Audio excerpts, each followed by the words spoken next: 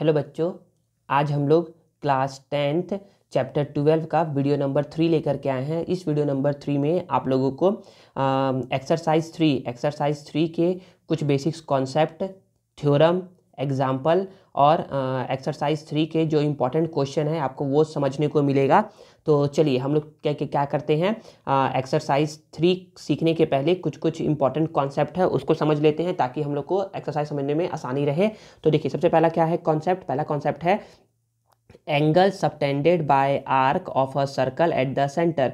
कि angle subtended bye arc, की arc कितना एंगल सबटेंड कर रहा है सर्कल पर, सर्कल एट द सेंटर, मतलब कि सर्कल के सेंटर पर कितना आर्क सबटेंड कर रहा है। तो समझिएगा, यहाँ पर सपोज करिए कि एक सर्कल है, क्या है, एक सर्कल है, ठीक है ना।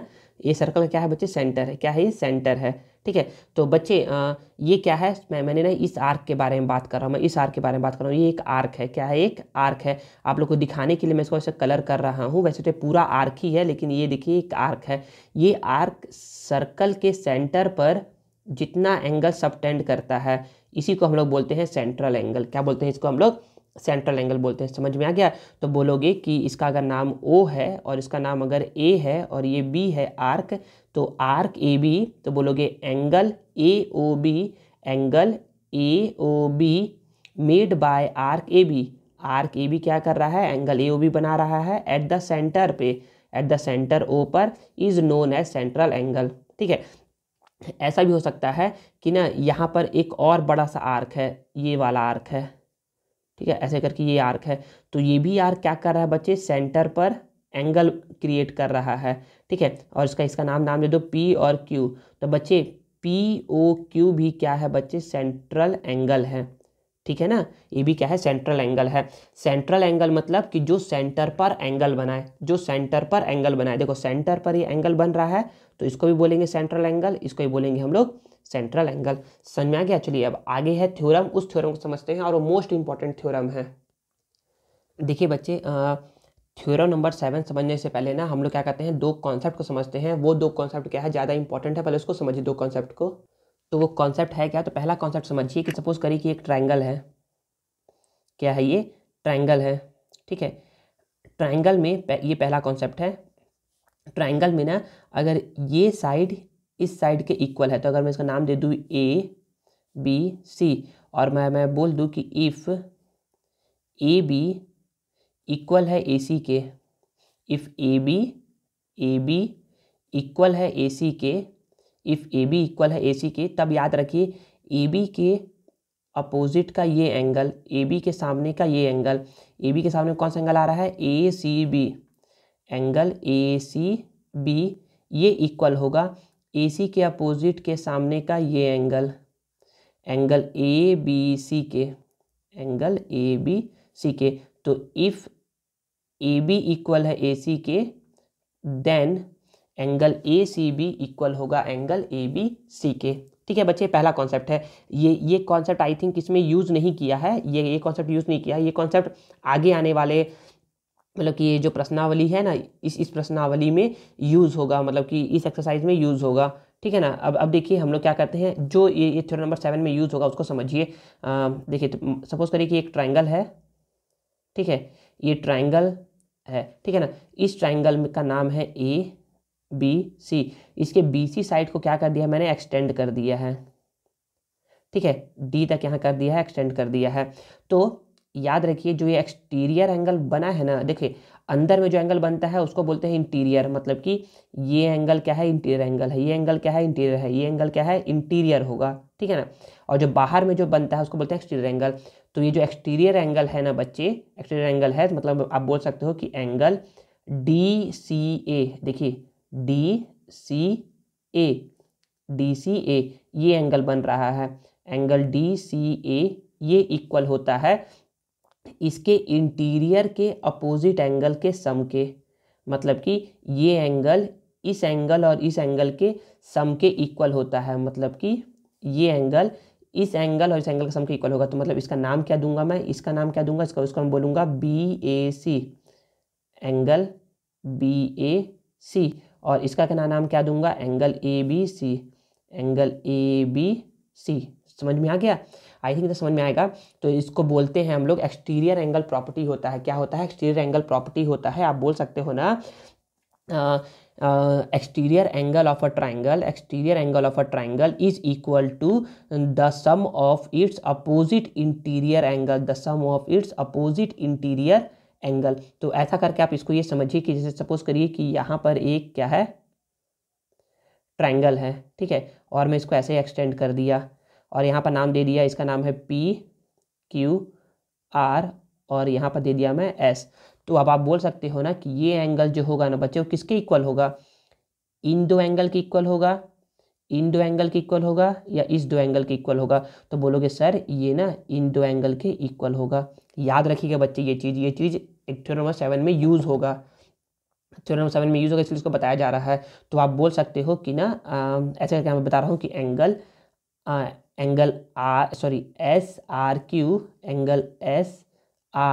SRQ इक्वल होगा इस एंगल के RQP angle RPQ plus angle RQP angle RQP के सम के। ये क्या है बच्चे? एक्सटीरियर एंगल प्रॉपर्टी है। आई थिंक ये समझ में आ गया होगा। चलिए अब समझ में आ गया है तो हम लोग अब थ्योरम नंबर 7 पे मूव करते हैं। थ्योरम नंबर 7 क्या बोल रहा है बच्चे? याद रखिए ये इंपॉर्टेंट है, ये क्वेश्चन नंबर ये 2017 में पूछा जा चुका है। देखिए ये ना चाहे तो आप इस थ्योरम को इस ऐसा पढ़ के समझ लीजिए, चाहे तो ये पढ़ के समझ लीजिए। ये पढ़ना क्या है, बहुत आसान है। आपसे ना घुमा करके पूछा था 2017 में, ना घुमा करके पूछा गया था क्वेश्चन को, इसलिए बच्चे इसको कर नहीं पाए थे। तो देखिए इसका मतलब क्या, पहले मैं इसका मतलब समझा दूँ फिर मैं इसको बताऊँगा। तो बोला जा रहा है the angle subtended bye an arc eight the centre. तो जितना एंगल सबटेंड कर रहा है कोई आर्क सेंटर पर, मतलब कि सपोज करें कि ये एक सर्कल है, ठीक है, ये सर्कल पहले मैं ही बता दे रहा हूँ ना ऐसे करके।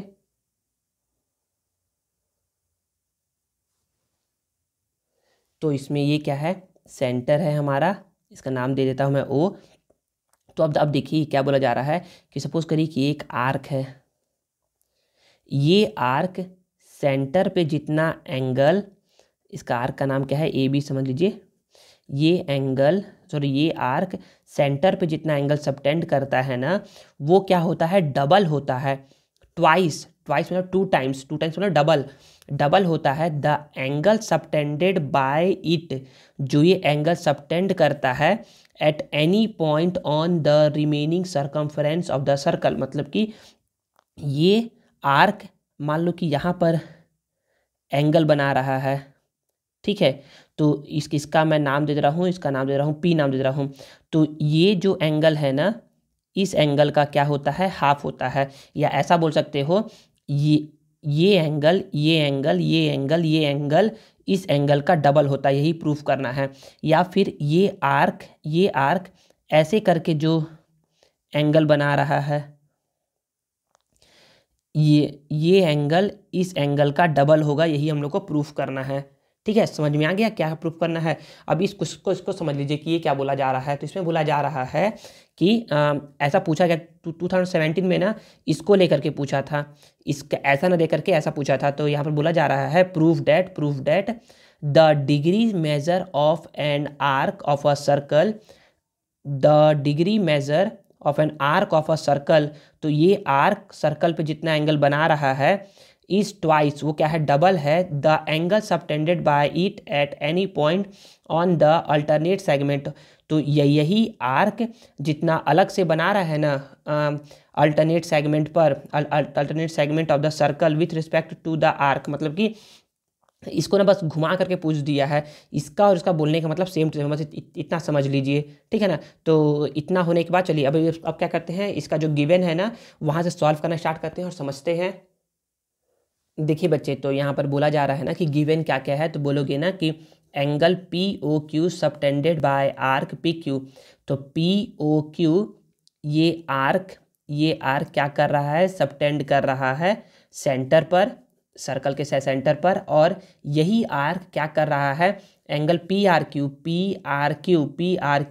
सबटेंड कर रहा है remaining circumference of the circle पर।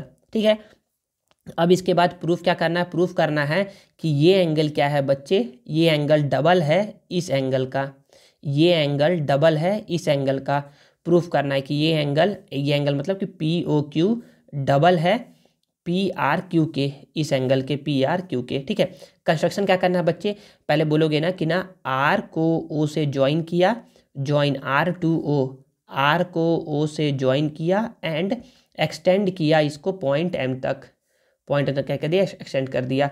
तो ये कुछ इस तरीके से बन गया, जरा इसको समझिएगा। ये पहले क्या था, पहले यहाँ पर ए था, ऐसे करके इसको थोड़ा बड़ा बनाया जा रहा है ताकि आप लोग को समझ में आए।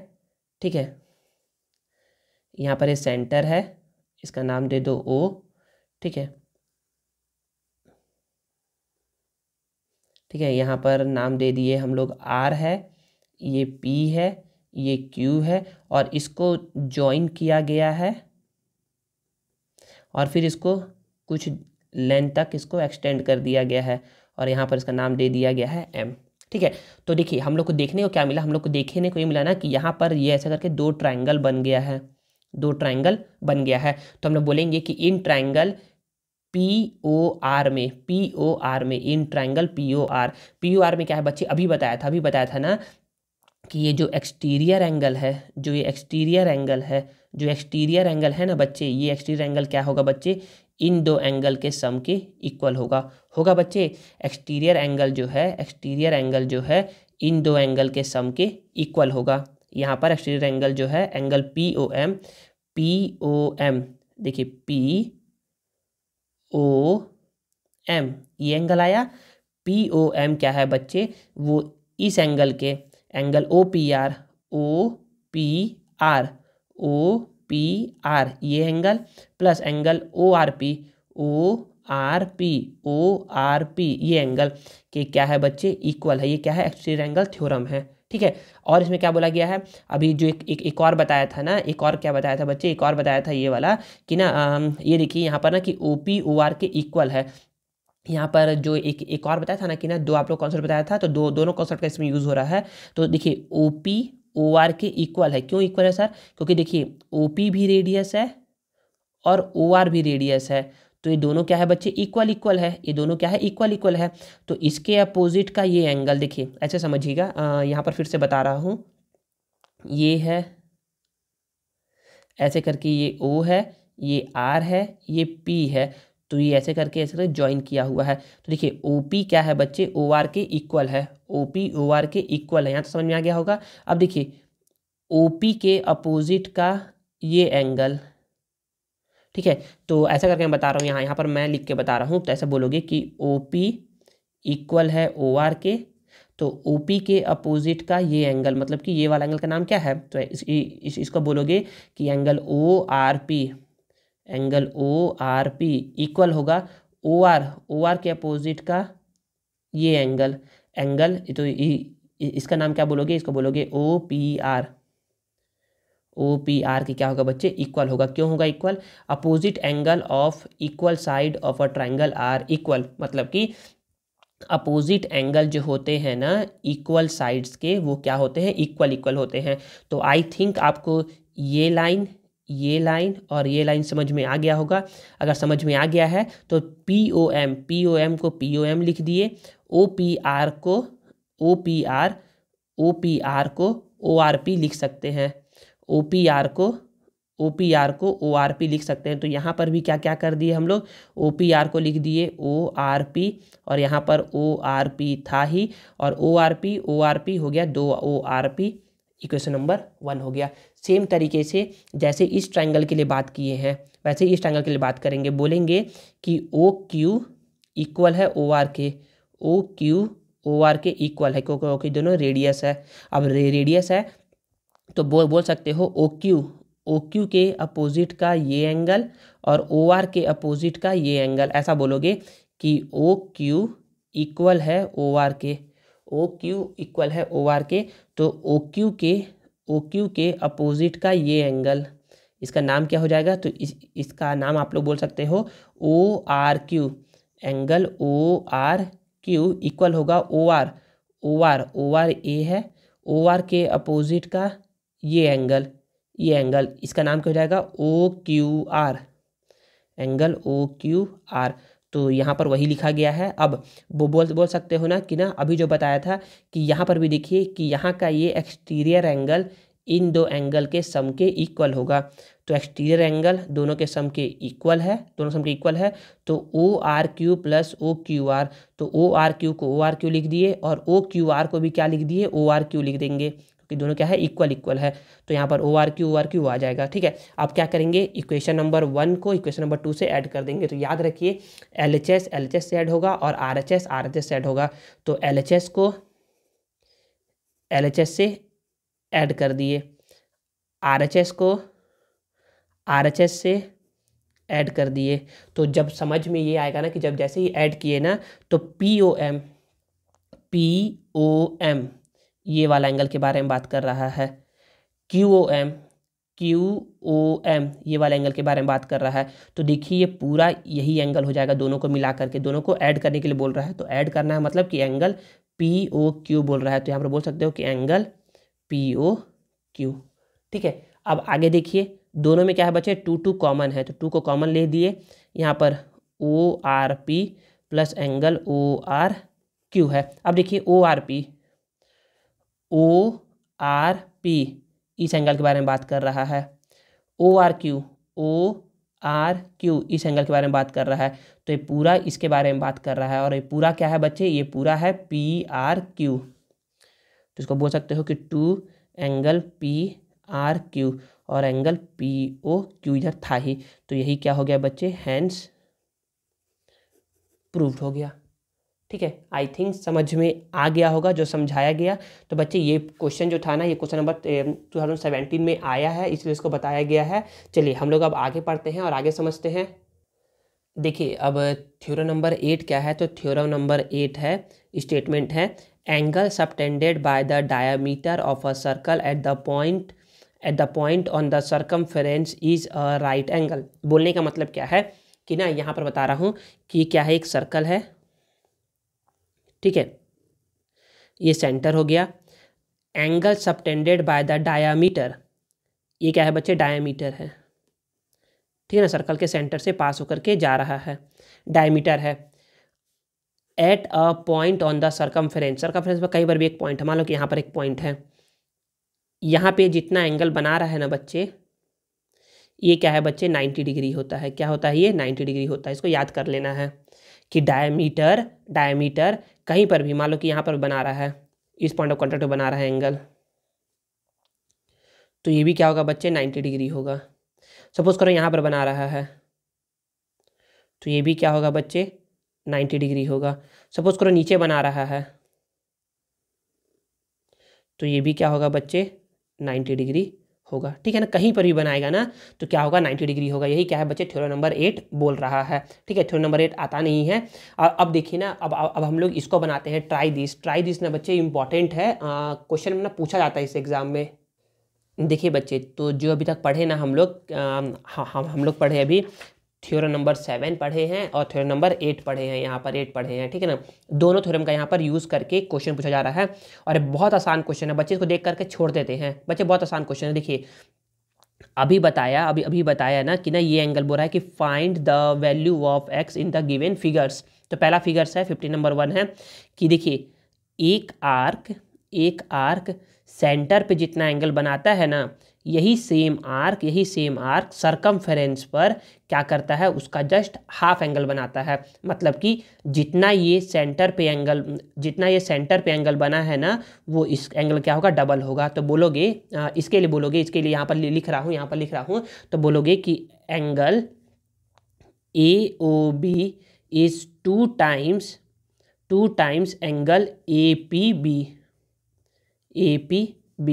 तो यहाँ पर क्या है, AOB है 120 डिग्री 120, यहाँ पर 2 एंगल APB और ये यही 2 को 2 लिख दिए। APB क्या है, x है 120 डिग्री और यहाँ पर x को यहीं पर छोड़ दो, यहाँ पर 120 मल्टीप्लाई में है, इधर आएगा तो डिवाइड में, तो यहाँ पर x इज इक्वल टू कितना आ जाएगा बच्चे, 60 डिग्री आ जाएगा आंसर।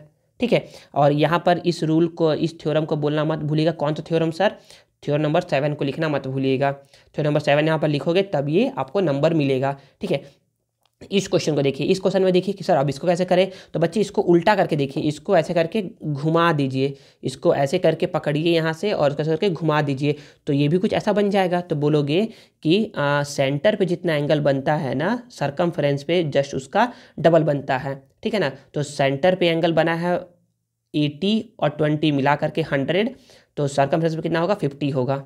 समझ में आ गया ना बच्चे। सेम जैसे ये बताया हूँ सेम से वैसे ही बनाना है। यहाँ पर देखिए, यहाँ पर सेंटर पे जितना एंगल बनता है, अरे ये तो उल्टा हो गया सर, आप तो यहाँ पर एंगल बताए थे। हाँ बच्चे, यहाँ पर एंगल आपको निकालना पड़ेगा। कैसे निकालेंगे, तो इसके लिए बता रहा हूँ ये वाला क्वेश्चन के लिए। तो बोलोगे, इसके लिए पहले आगे बता रहा हूँ थोड़ा सा, फिर नीचे बताऊँगा। तो बोलोगे कि angle MON is equal to 360 minus 240। ठीक है सर, क्यों सर 360 माइनस कर रहे हैं बच्चे, क्योंकि देखिए ये पूरे को बोलते हैं हम लोग कंप्लीट एंगल। क्या बोलते हैं, कंप्लीट एंगल। तो जब ये 240 है तो बचा हुआ क्या होगा, 360 में से माइनस कर दोगे, ठीक है ना। तो बचा हुआ को 360 माइनस करोगे तो आ जाएगा 120 डिग्री। तो MON कितना आ गया, 120 डिग्री आ गया। अब यही कॉन्सेप्ट लगा दोगे तो बोलोगे कि एंगल MON इक्वल होगा 2 टाइम्स एंगल MP NK। तो 2 इसका वैल्यू है x और यहाँ पर MON है 120, और जब सॉल्व करोगे तो x is equal to 60 degree आ जाएगा। ठीक है ना, समझ में आ गया। तो बच्चे यही कॉन्सेप्ट है बच्चे, बहुत ही ईजी कॉन्सेप्ट है, आपको बस इतना समझना है। बस आपको आर्क को पकड़ना है, देखना है कि अच्छा ये आर्क है जो कि सेंटर पर इतना एंगल बना रहा है, तो यही आर्क सेंटर सरकमफ्रेंस पे जस्ट उसका हाफ एंगल बनाएगा, जस्ट हाफ बनाएगा, ठीक है ना, याद रखिएगा। अब देखिए, जो यहाँ पर पढ़ते थ्योरम नंबर 8 में पढ़े थे उसको यहाँ पर अप्लाई करना है। तो कैसे करेंगे अप्लाई, तो बोलोगे सर आपने बताया था कि डायमीटर जो है ना वो सरकमफ्रेंस पर बनाता है राइट एंगल मतलब 90 डिग्री बनाता है। तो सर यहाँ पर कितना बनेगा, x कितना बनेगा, तो बच्चे 90, राइट एंगल मतलब होता है 90 डिग्री। तो बोलोगे sir we know that the sum of all angle in a triangle.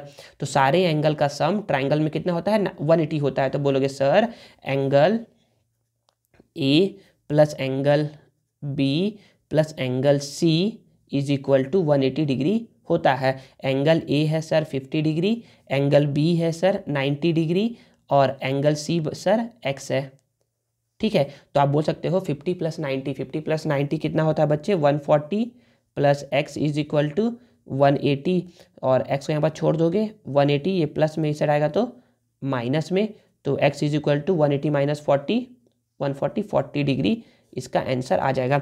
तो उसके पहले, इसके भी पहले ना, इस लाइन के पहले एक चीज़ बोलोगे, क्या बोलोगे कि angle B is equal to 90 degree. Why, यहाँ पर लिखोगे थ्योरम नंबर 8। क्या लिखोगे, थ्योरम नंबर 8 के बारे में लिख दोगे।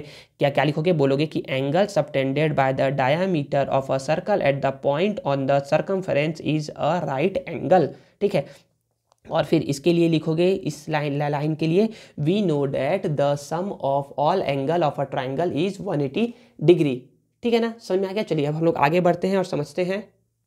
देखिए अब थ्योरम नंबर 9 है। थ्योरम नंबर 9 क्या बोल रहा है, थ्योरम नंबर 9 ना बच्चे इंपॉर्टेंट है थ्योरम, इसको आप समझ सकते हैं। तो थ्योरम नंबर 9 क्या बोल रहा है, थ्योरम नंबर 9 ये बोल रहा है, statement angle in the same segment of a circle are equal, कि angle in the same segment का मतलब क्या बोला जा रहा है, तो समझिए यहाँ पर बता रहा हूँ। सपोज करिए ना कि ये देखिए यहाँ पर एक सर्कल है, ठीक है, इस सर्कल का सेंटर है, वो नाम दे दो। तो बोला ये जा रहा है ना कि angle in the same segment of a circle, मतलब कि मैं इस एंगल ट्राइंगल मतलब कि इस आर्क के बारे में बात कर रहा हूँ। ये आर्क सपोज करो कि यहाँ पर क्या कर रहा है बच्चे, ये एंगल बना रहा है सपोज करो 50 डिग्री। तो यही आर्क चाहे तुम यहाँ पर ले लो या चाहे तुम यहाँ पर ले लो या चाहे तुम यहाँ पर ले लो, यही सेम आर्क हर जगह एंगल क्या करेगा, 50 डिग्री बनाएगा, ठीक है ना। तो यही है angle in the same segment of a circle are equal.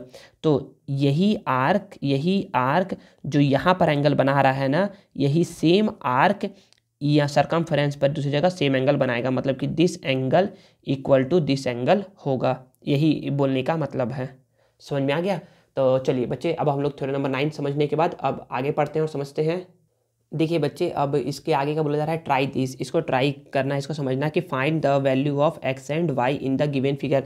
बच्चे क्या करते हैं ना, बच्चे सब क्वेश्चन को देख करके ना सॉल्व ही नहीं करते हैं बच्चे, बल्कि बहुत ईजी क्वेश्चन है, बस आपको थ्योरम पता होना चाहिए और उसके बाद आप आंसर डायरेक्ट 1 से 2 लाइन में निकाल दोगे। तो बोलोगे कि देखिए ना, ये सेम आर्क क्या कर रहा है बच्चे, यहाँ पर 40 डिग्री बना रहा है। तो यही सेम आर्क देखिए तो यहाँ पर भी बना रहा है एक्स, तो क्या हो जाएगा 40 डिग्री हो जाएगा। तो बोलोगे यहाँ पर पहले के लिए, इसके 56 के लिए यहाँ पर बोल रहा हूँ, तो बोलोगे कि angle A C B is equal to angle A D B. क्यों होगा इक्वल? अभी जो पढ़ाया हूँ angle in the same segment are equal, ये वाला थ्योरम को यहाँ लिख देंगे। ये वाला थ्योरम जो लिखवाया हूँ ना, वो बोलोगे कि angle in the same segment of a circle are equal. तो बोलोगे कि यहाँ पर angle in the same segment of a circle are equal, ठीक है। या फिर सिंपल सा, अगर इतना लंबा याद नहीं हो पा रहा है तो बोल दो angle in the same segment, बस 4 word, angle in the same segment. तो आप बोल सकते हो कि ए सी बी कितना है, 40 डिग्री है, तो एंगल ए डी बी भी कितना हो जाएगा 40 डिग्री, और ए डी बी क्या है, ए डी बी है एक्स, तो x is equal to 40 degree आपका आ गया। सर अब y कैसे निकाले? तो y बच्चे, y के लिए ना मैंने ना आप लोग को ना ये सिखाया हूँ, थ्योरम नंबर ये 7 सिखाया हूँ। 7 में क्या बोला गया था? 7 में बोला गया था ना कि ना सेंटर पे एंगल क्या होता है, डबल होता है सरकमफ्रेंस के एंगल का। तो यहाँ पर भी वही बोलोगे कि सेंटर पे एंगल, तो बोलोगे कि y is equal to 2 times angle x। तो उस थ्योरम नंबर 7 को यहाँ पर लिख दोगे। यहाँ पर थ्योरम नंबर 8 के बाद ये 7 जो है ना, 7 को यहाँ पर लिख दोगे, ठीक है। तो यहाँ पर y is equal to 2 times x is equal to 40 degree है, तो y is equal to 80 degree, और ये आपका आंसर। देखिए इतना ही है, मतलब कि 5 से 6 लाइन ही आपको लिखना है और आपको आसानी से 3 to 4 मार्क्स का, 3 मार्क्स का कम से कम तो आएगा ही आपके एग्ज़ाम में, ठीक है। तो आप इसको दे सकते हैं, बना सकते हैं। आपको आपके हाफ ईयरली में आता है, क्वार्टरली में आता है, प्री बोर्ड में आता है, एनुअल में अभी तक आया नहीं है सब क्वेश्चन, लेकिन आ सकता है एनुअल में भी, ठीक है ना। चलिए तो अब इसको देखते हैं। अब हम लोग बोलेंगे ना कि सर यहाँ पर ये 60 डिग्री है और यहाँ पर एक्स है और वाई है, तो इसको कैसे निकाले? तो बोलोगे सर कि ना देखिए यहाँ पर ये आर्क है, इस आर्क से सेंटर पे जो एंगल बन रहा है ना बच्चे, इसी आर्क से जो सरकमफ्रेंस पे एंगल बनता है उसका क्या होता है, जस्ट हाफ होता है। मतलब कि ये 60 है तो ये क्या होगा, 30 होगा। तो आप बोलोगे कि angle BOC is equal to 2 times angle BDC। यहाँ पर कौन सा थ्योरम बोलोगे? तो यहाँ पर बोलोगे थ्योरम नंबर 7 यहाँ पर बोलोगे, याद रखो, ठीक है। तो यहाँ पर BOC कितना है, 60 डिग्री है, तो 2 एंगल BDC कितना है बच्चे, y है, तो इसको y लिख लो 60 डिग्री, तो y इज इक्वल टू आ जाएगा 60 डिवाइडेड बाई 2, तो यहाँ पर y इज इक्वल टू आ गया 30 डिग्री आ गया। समझ में आ गया? अब बोलोगे कि angle in the same segment, देखिए इस आर्क पर सरकमफ्रेंस पे जो एंगल बन रहा है, इसी आर्क से एक और सरकमफ्रेंस पे जो एंगल बनेगा वो क्या होगा, सेम होगा, ठीक है। तो आप बोलोगे कि x is equal to y is equal to 30 degree, therefore x is also 30 degree, angle in the same segment. यहाँ बोलोगे angle in the same segment, ठीक है। अब बच्चे कंफ्यूज हो रहे होंगे आप लोग कि सर कभी तो डबल बोल रहे हो, कभी तो क्या बोल रहे हो, कभी तो सेम बोल रहे हो। तो बच्चे याद रखिए ना, आप लोग क्या करो, दोनों को मिक्स कर दे रहे हो। मिक्स नहीं करना है, देखिए समझना है बस। यहाँ पर एक समझ लीजिए, लास्ट टाइम बता रहा हूँ, ये सर्कल है, सर्कल का सेंटर है, ठीक है। सेंटर पे एंगल अगर बन रहा है तो डबल होगा, सेंटर पे एंगल बन रहा है तो डबल होगा, और अगर सरकमफ्रेंस पे एंगल बन रहा है तो वो क्या होगा, सेम होगा। बस इतना याद रखिए। अगर यहाँ पर एंगल बना तो ये डबल होगा, यहाँ पर एंगल बना तो ये डबल होगा, लेकिन अगर इसी आर्क से अगर यहाँ पर एंगल बन रहा है तो ये एंगल इस एंगल के सेम होगा, या इस एंगल के सेम होगा।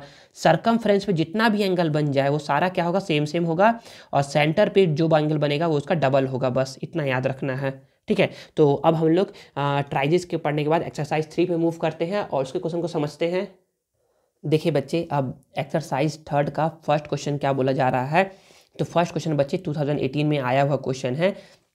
बोला जा रहा है कि इन फिगर 60, इस फिगर 60 में O is the centre of the circle, O क्या है, सेंटर है सर्कल का। P Q is a chord, P Q क्या है, एक कॉर्ड है। Angle P R Q is 50 degree, P R Q क्या है आपका 50 डिग्री है। Then find angle O P Q, O P Q, अच्छा इस एंगल के बारे में बात कर रहा है ना, इस एंगल के बारे में बात कर रहा है, तो निकालना है। तो देखिए मेरे बच्चे हम लोग बोलेंगे ना, हम लोग क्या बोलेंगे, तो आप लोग को यहीं पर बता करके बता रहा हूँ, पहले इधर बताऊंगा फिर इधर बताऊंगा। तो बोलोगे कि सॉल्व, तो बोलोगे कि एंगल, अब अभी बताया हूँ कि ना सेम सेगमेंट, मतलब कि इस आर्क पे जो जो सेंटर पे एंगल बनता है ना वो डबल होता है इसके। तो बोलोगे कि angle P O Q is twice angle P R Q, P R Q. यहाँ पर लिखोगे थ्योरम नंबर 7, ठीक है ना बच्चे, लिखिएगा ना यहाँ पर थ्योरम नंबर 7। अब बोलोगे कि P O Q is equal to 2 times P R Q, कितना है बच्चे, पी आर क्यू है 50, तो ये हो जाएगा 50 इंटू 2 100। तो पी ओ क्यू क्या आ गया बच्चे, 100 डिग्री आ गया। मतलब हम लोग को ये एंगल पता चल गया कि ये क्या है बच्चे, 100 है। क्या है ये, 100 है। समझ में आ गया होगा 100 कैसे आया। अब देखिए ना, अब थोड़ा सा दिमाग लगेगा, हल्का से बस दिमाग लगेगा, ज़्यादा दिमाग लगना नहीं है। यहाँ पर समझा रहा हूँ मैं, यहाँ पर है ओ, यहाँ पर है पी, यहाँ पर है क्यू। अब बच्चे ओ पी क्या है, तो बच्चे बोलोगे सर ओ पी एक रेडियस है। ओ क्यू क्या है, तो बच्चे ओ क्यू भी एक रेडियस है, मतलब कि ओ पी ओ क्यू के इक्वल है इक्वल। तो बोलोगे कि since O P is equal to O Q, O P किसके इक्वल है बच्चे, ओ क्यू के इक्वल है। देयर फॉर ओ पी के अपोजिट का ये angle, angle O Q P, angle O Q P equal होगा ओ क्यू के अपोजिट के इस एंगल के, angle O P Q, angle O P Q के इक्वल होगा। समझ में आ गया बच्चे। और जब इतना इक्वल है तो बोलोगे ना बच्चे, यहाँ पर लिखोगे कि एंगल, यहाँ पर लिखोगे angle opposite to equal sides are equal, ठीक है ना। आगे अब बोलोगे कि आपको ये एंगल निकालना है, तो बोलोगे कि we know that angle sum property of a triangle, angle sum property of a triangle, या फिर ऐसा बोल सकते हो we know that the sum of all angle of a triangle is 180 degree, आप ऐसा भी बोल सकते हो, ठीक है। तो आप बोलोगे कि angle O P Q plus angle P Q O plus angle Q O P is equal to 180 degree. एक बार P आ गया बीच में, एक बार Q आ गया, एक बार O आ गया बीच में। तो ओ पी क्यू निकालना है हम लोग को, तो एंगल ओ पी क्यू तो निकालना, इसको छोड़ दो। एंगल पी क्यू ओ, देखिए ना बच्चे ये एंगल इसके इक्वल है, तो आप बोल सकते हो कि यहाँ पर भी मैं एंगल ओ पी क्यू लिख सकता हूँ, ठीक है ना। ये दोनों इक्वल है, तो या यहाँ से ऐसा बोल सकते हो, यहाँ पर इसको बोल दो इक्वेशन नंबर 1। तो और यहाँ क्यू ओ पी कितना बचे, 100 है, 180 डिग्री। तो यहाँ पर बोलोगे कि बाय इक्वेशन 1 से हम लोगों ने ऐसा बोला है, ओ पी क्यू हो गया 2 angle O P Q is equal to 180। अब प्लस में 100 है, इस साइड आएगा तो माइनस में 100 हो जाएगा। तो angle O P Q 2, 180 minus 100 80 होता है। और O P Q is equal to 80, multiply में है जाएगा तो डिवाइड में, ठीक है। तो यहाँ पर बोल सकते हो कि angle O P Q is equal to 40 degree, और यही आपका क्या हो गया, प्यारा सा आंसर, ठीक है। आई थिंक समझ में आया होगा बच्चे, है ये इजी क्वेश्चन, ठीक है ना। बस आपको समझना है कि यहाँ पर आप कौन सा रूल लगाओगे, ठीक है ना। तो आपको सबसे पहले एंगल सम प्रॉपर्टी पता होना चाहिए कि एंगल सम प्रॉपर्टी क्या होता है। दूसरा ये रूल पता होना चाहिए, और तीसरा और चौथा, तीसरा ये रूल कि ये एंगल डबल होता है इस एंगल के, और angle in the same segment क्या होते हैं, इक्वल होते हैं, ठीक है। देखिए बच्चे, जो क्वेश्चन नंबर सेकंड है ना, क्वेश्चन नंबर सेकंड, ये ना एग्जाम में आता नहीं है क्वेश्चन, और ये इम्पॉर्टेंट है भी नहीं। अगर अगर कोई देगा आपके एग्जाम स्कूल वाले क्वेश्चन कोई देगा भी ना एग्जाम में, तो या तो क्वेश्चन नंबर वो 1 देगा या तो 3 देगा, 2 तो देगा नहीं। लेकिन फिर भी जिसको बनाने का मन है ना उसके लिए बस बता रहा हूँ कैसे बना लेना तुम, ठीक है ना। तो देखिए मैं ना इस आर्क को जब मैं देखूंगा तो ये एंगल क्या है 50 है, तो सेंटर पे एंगल 50 बन रहा है। तो इसी आर्क के द्वारा जो सरकमफेरेंस पे जो एंगल बन रहा है, ये एंगल बन रहा है, ये एंगल कितना होगा बच्चे, ये 50 है, तो ये हो जाएगा 25। तो आप बोल सकते हो कि angle A P B is equal to 25 degree हो जाएगा। सर कैसे सर?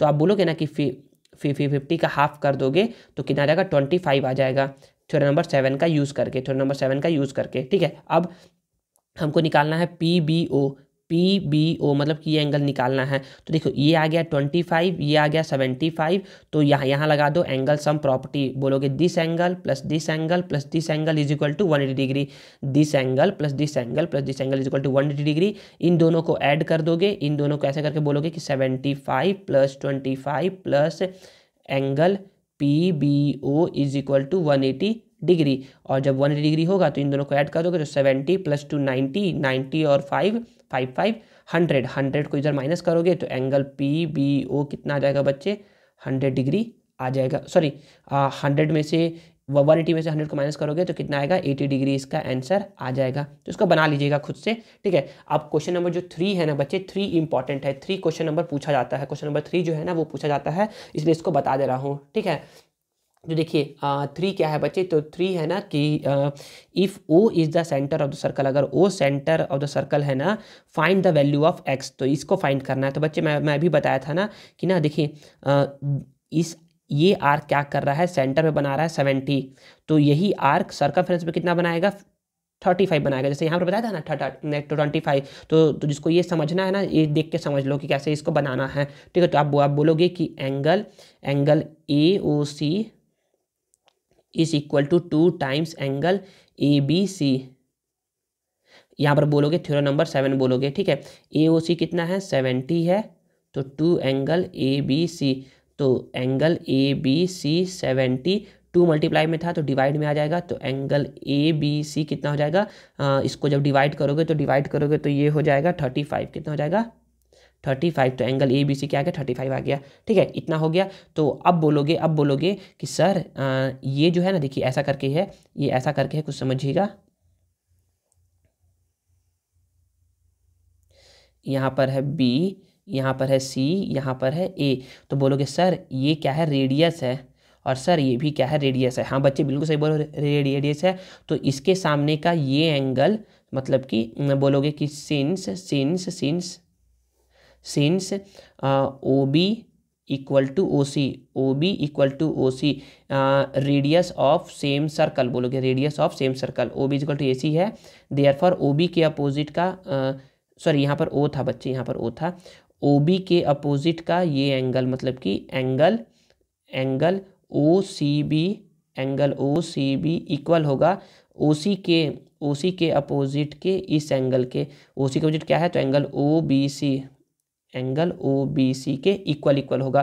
तो बोलोगे angle opposite to equal sides are equal, angle opposite to equal sides are equal बोल दोगे। तो आप फिर से बोल दोगे ना कि ना ये दोनों इक्वल होगा। तो बच्चे अभी तो निकाले कि एंगल ए बी सी के जगह हम लोग बोल सकते हैं ना कि एंगल ए बी सी की जगह हम लोग ये भी तो बोल सकते हैं ना कि एंगल ए बी सी ही क्या है बच्चे, एंगल ओ बी सी है। तो एंगल ओ बी सी कितना है 35 है, ठीक है। तो ये भी बोल सकते हो। तो एंगल ओ बी सी हो गया 35 डिग्री, ठीक है। तो एंगल एक्स पूछ रहा था, तो ओ बी सी क्या है, ओ बी सी 35, ऐसे नहीं, ओ सी बी क्या है एक्स है, और ये क्या है 35 डिग्री है, ठीक है। तो ये आपका आंसर हो जाएगा, ठीक है। समझ में आ गया आप लोगों को? आई थिंक यहाँ पर आप लोगों को समझ में आ गया होगा कैसे बताया गया है, ठीक है। तो कि ये दोनों क्या है बच्चे एंगल इक्वल है, तो जब इसका मैं निकाल दिया 35 तो इसका भी आ जाएगा 35 आ जाएगा, ठीक है ना। चलिए अब हम लोग आगे बढ़ते हैं और आगे वाले को समझते हैं क्वेश्चन को। देखिए बच्चे, अब क्वेश्चन नंबर 4 क्या बोला जा रहा है। क्वेश्चन नंबर 4 है if O is the centre of the circle. O क्या है, सेंटर है सर्कल का। तो find the angle of x, find the value of x, कि एक्स कितना होगा। तो बच्चे देखिए ना, हम लोग ये बोल सकते हैं, हम लोग ये बोल सकते हैं ना कि बच्चे ये जो आर्क है, ये जो आर्क है, जितना सरकमफ्रेंस पे एंगल बनाया है ना, सेंटर पे जब उसका क्या बनाएगा, डबल बनाएगा। सेंटर पे क्या बनाएगा, जब उसका डबल बना देगा ये एंगल। मतलब कि ये एंगल x है तो ये क्या होगा, 2x होगा। मतलब कि हम लोग किसी तरीके से इस एंगल को फाइंड कर ले तो हम लोग उसका हाफ कर देंगे तो यहाँ पर हम लोग को निकल जाएगा। तो हम लोग को अब ये एंगल फाइंड करना है। तो बोलोगे कि सॉल्यूशन है, यहाँ से सॉल्यूशन है। बोलोगे कि angle POR plus angle ROQ is equal to 180 degree. Sir ये 180 डिग्री क्यों हुआ बच्चे, यहाँ पर बोलोगे लीनियर पेयर ऑफ एंगल। यहाँ पर मैं लिख दे रहा हूँ, यहाँ पर बोलोगे लीनियर पेयर ऑफ एंगल। यहाँ पर लिख दे रहा हूँ लीनियर पेयर ऑफ एंगल्स। देखिए लीनियर पेयर ऑफ एंगल्स क्या होता है, मतलब कि कोई भी एक लाइन पर कितने डिग्री एंगल बन सकता है, 180 एंगल बन सकता है। तो यहाँ से यहाँ तक अगर 130 है तो बचा हुआ कितना होगा, तो बचा हुआ बोलोगे सर 50 होगा, लेकिन हम लोग निकाल के बताएंगे।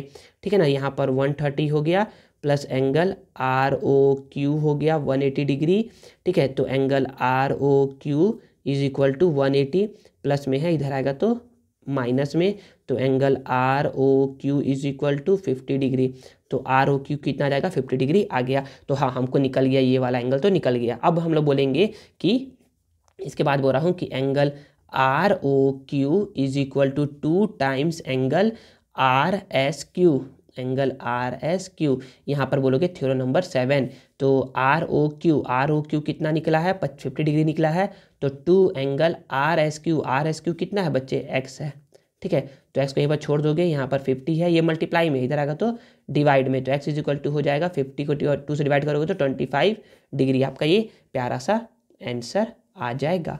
ठीक है, समझ में आ गया। चलिए अब हम लोग क्या करते हैं, क्वेश्चन नंबर जो 5 है, क्वेश्चन नंबर 5 को समझते हैं कि क्वेश्चन नंबर 5 क्या बोला जा रहा है। देखिए, तो क्वेश्चन नंबर 5 है बच्चे कि if O is the centre of the circle. O क्या है, सेंटर है सर्कल का। अब then find the value of x in the given figure. Value of हम लोग को x निकालना, मतलब कि ये पूरा एंगल निकालना है, ये पूरा एंगल कितना होगा वो निकालना है। तो ज़रा ध्यान से समझिए। समझने वाली बात यहाँ पर ये है कि हाँ, इसको समझिए। देखिए आपको चेक करना पड़ेगा, आपको खुद से दिमाग लगाना पड़ेगा कि आप देखिए कि आर्क से कहाँ कहाँ एंगल बन रहा है। तो मैं बोलूँगा कि इस आर्क को देखो, ये आर्क क्या कर रहा है, इस आर्क से यहाँ पर 45 बन रहा है। तो इसी आर्क से यहाँ पर भी देखो क्या कितना बनेगा, 45 बनेगा। सर कैसे, क्योंकि angle in the same segment are equal. तो बोलोगे कि यहाँ पर सॉल्यूशन लिख रहा हूँ, सॉल्यूशन सॉल्यूशन में बोलोगे कि angle ADB is equal to angle ACB। यहाँ पर बोलोगे angle in the same segment. तो ADB कितना है, 45 डिग्री है। तो ACB कितना आ गया, 45 डिग्री आ गया। ठीक है, अब ये आ गया 45 डिग्री। तो अब बोलोगे, देखो अब ये हम लोग को एक ट्रायंगल मिल गया। तो बोलोगे सर कि हम अभी पता है ना हम लोग को कि we know that angle sum property से। तो बोलोगे we know that the sum of all angle of a triangle is 180 degree होता है। तो बोलोगे कि this angle plus this angle plus this angle 180 degree हो जाएगा।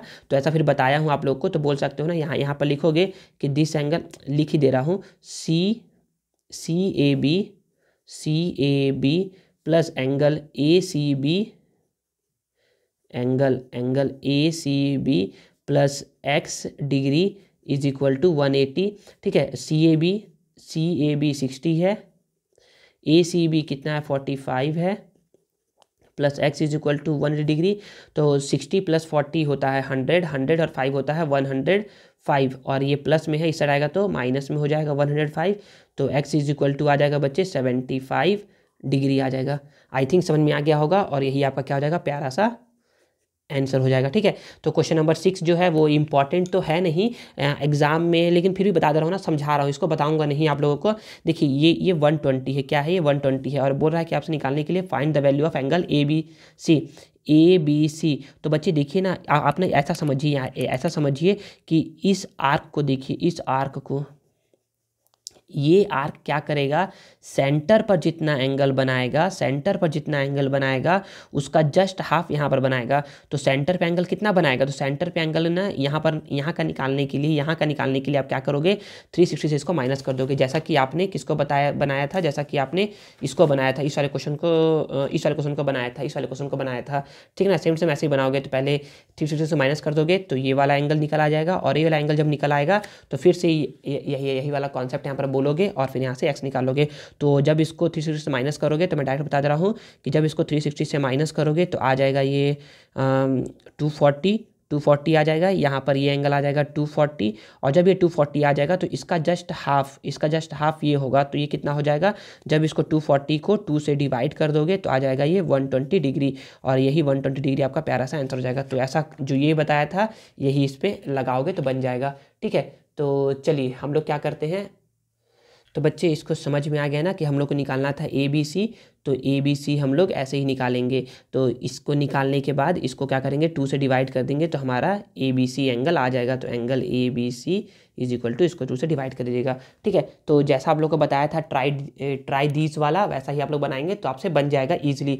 अब क्वेश्चन नंबर 7 को समझते हैं। क्वेश्चन नंबर 7 क्या है, क्वेश्चन नंबर 7 है find the value of x. इस एक्स को निकालना है, ये एक्स को निकालना है इन द गिवन फिगर से, एंड प्रूफ दैट, और प्रूफ करना है ना कि AD क्या है, BC के पैरेलल है।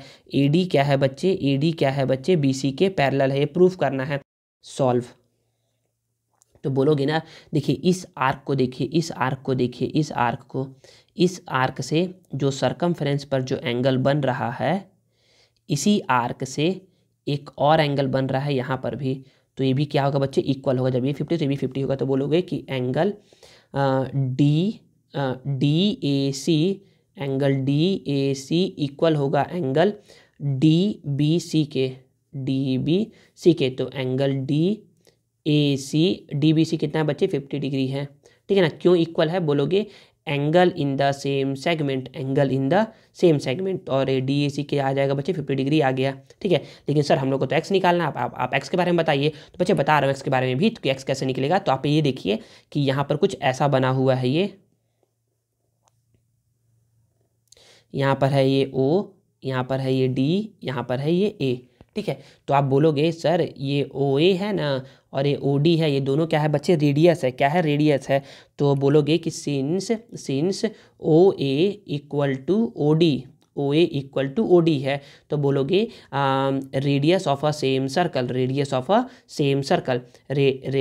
Same circle. तो रेडियस इक्वल है, तो देयरफॉर देखिए OA के अपोजिट का ये एंगल, OA के अपोजिट का ये एंगल क्या है बच्चे, ODA इक्वल होगा OD के अपोजिट का ये एंगल। तो ये एंगल क्या है बच्चे, DAO